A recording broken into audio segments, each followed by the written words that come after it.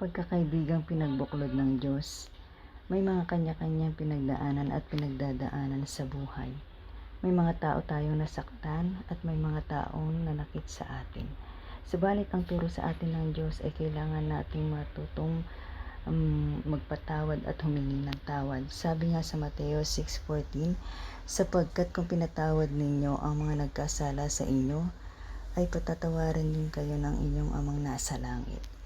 Kaya sa lahat po ng mga nakikinig sa video kong ito, dalangin ko po ay magkaroon kayo ng tamang relasyon sa ating Diyos at magkaroon kayo ng kapayapaan sa inyong mga buhay.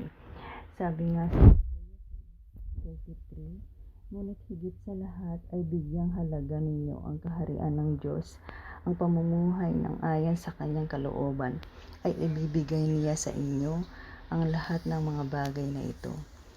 Maraming salamat po sa pakikinig. Dalangin ko po ay magkaroon kayo ng tamang relasyon sa Diyos. Thank you po. God bless.